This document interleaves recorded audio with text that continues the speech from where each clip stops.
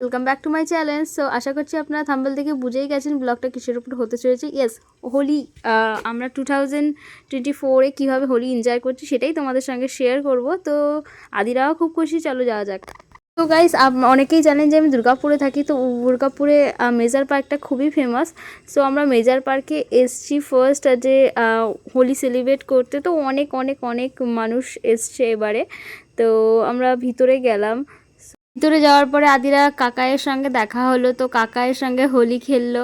So Holi খেলার পরে আমরা একটু আগিয়ে গেলাম ফটোশ্যুট করার জন্য। সো বাকিদের ডান্স প্রোগ্রাম অনেক বাচ্চারা হচ্ছিলো, আমার তো খুব ভালো লাগে বেবিসদের। তো যাই হোক, আদিরা সবাইকে দেখছিল। তো আমরা আগে যাচ্ছিলাম ফটোশ্যুট করব বলে। তো ফটোশ্যুটের জন্য আমরা এখানে আবির ছোড়াছড়ি হচ্ছিলো, মানে রিলস বানালাম অনেক কিছু। আদিরা মাম্মামকে ফটো মানে আবির লাগালো। আর এই জায়গাটা একটা জিনিস আমি জানি না তোমরা নোটিস করেছো কি না, আমি আদিরাকে মর্নিংয়ে গালে লাগিয়েছি আর একটা টিপ পরিয়েছি। তো ও ওইটা মনে রেখেছে।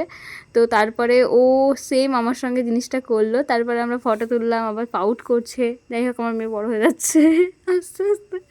তো যাই হোক, আমরা খুব ফটো তুলছি, আবির খেললাম। তো তারপরে আমাকে হোলিতে লাগানোর পরে পাপারও ইচ্ছে করলো যে আমার মেয়েও আমাকে একটু লাগিয়ে দিক।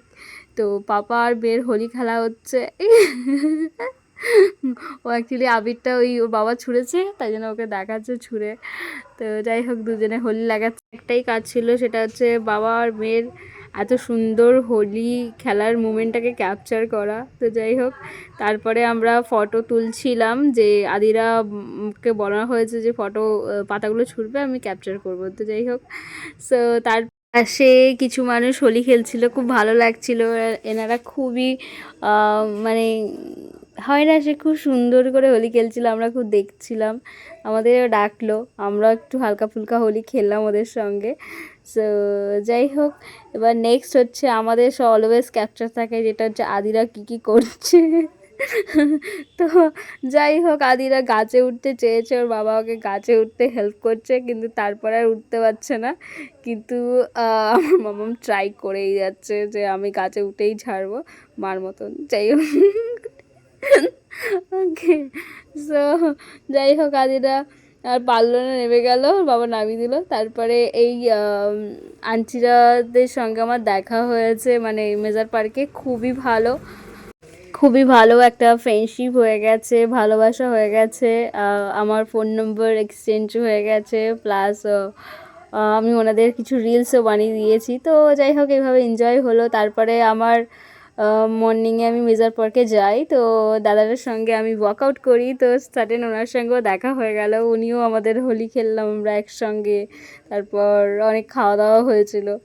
তো আদিরা সবাই হোলি লাগাচ্ছে, তো আদিরাও বলছে যে আমিও লাগাবো। তো আদিরাকেও খেললো।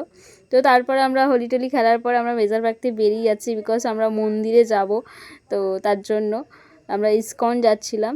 তো বেরিয়ে যাওয়ার পর আমরা ইস্কনে যাওয়ার পথে একটু হাসাহাসি মজা করছিলাম আমরা, যেটা আমরা অলওয়েজ করতে থাকি, দাঁত কেলানো। তো যাই হোক, তারপর আমরা ইস্কন যাচ্ছি। তো ইস্কনে প্রচুর ভিড় ছিল, বাট ইস্কনে তো একবার ঠাকুরের দর্শন না করলে তো আর হোলিটা কমপ্লিট হয় না, তাই না? তো যাই হোক, আমরা তাড়াতাড়ি করে ইস্কন চলে গেলাম। ইস্কনে প্রচুর প্রচুর ভিড় ছিল, বাট জয় ভিড় থাকুক, আমাদের তো আর কেউ আটকাতে পারবে না ঠাকুরের দর্শন করতে। তো আমরা ভিতরে এন্ট্রি করলাম, আর এত সুন্দর ভিতরে ভাইবসটা ছিল, তোমাদের কি বলবো। তোমরাও একটুখানি ফিল করে নাও ভাইবসটা।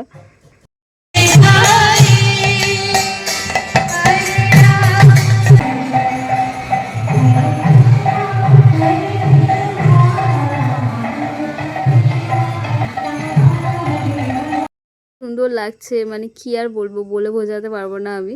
তো যাই হোক, আমরা ঠাকুরকে দর্শন করে আমরা বেরিয়ে পড়লাম ইস্কন থেকে। আমরা এবার যাব আমরা কিছু ক্লায়েন্টের বাড়িতে হোলি খেলতে। তো যারা আমার বাড়ির আশেপাশে থাকে, তো তাদের বাড়িতে। তো যাই হোক, যাওয়ার পথে আমরা ইস্কনের প্রসাদ পেলাম, মানে পায়েস পেলাম, সাবুর পায়েস। তো তো আমরা এটা কেন মিস করতে যাই, একদম মিস করা যাবে না। ঠাকুরের প্রসাদ আমরা শুভ দিনে পেলাম।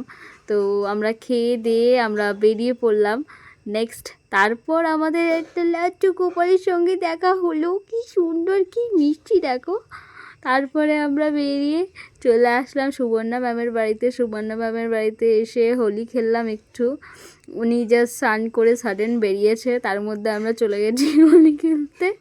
যাই হোক, তো হোলি খেলার পরে আমরা নেক্সট যাচ্ছি স্যারের বাড়ি।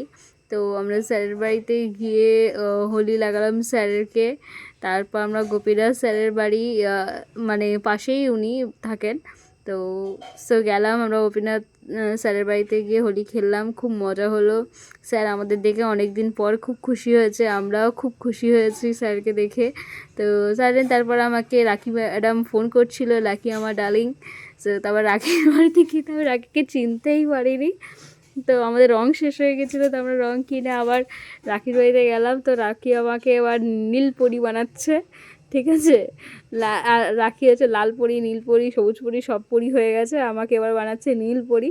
তো নীল পরি বানানোর পরে ওখানে খেলা টেলা করার পরে আমি এবার রাখি ডার্লিংকে সবুজ পরি বানাচ্ছি, গ্রিন পরি বানানোর পরে সবাই মিলে খেলে তারপর আমি যেই ঢংগুলো অলওয়েজ করি রিলস বানানো, তারপর সবাইকে প্ল্যান করছি চলো এইভাবে আমরা রিলস বানাবো, ঠিক আছে, যেটা অলওয়েজ করতে থাকি আমি। তো সবাই মিলে অল্প অল্প করে দিয়ে এবার আমাদের রিলস শ্যুট হবে, ইয়ে, ঠিক আছে। যাই হোক, রিলস শ্যুট হলো। রিলস টিল শ্যুট করার পরে আমাদের নেক্সট হচ্ছে বিকেলে একটা প্ল্যান আছে, তো সেটাই আমরা একটা প্ল্যান করলাম। এবার আমরা করাতে আসলাম, এবার আমরা স্নান করে রেস্ট করে তারপর আবার বিকেলে পার্টির জন্য, হোলি পার্টির জন্য আবার রেডি হব। তো আজকে মর্নিং ব্লগটা এই পর্যন্ত হোলির, আবার সেকেন্ড পার্টে দেখা হচ্ছে। বাই।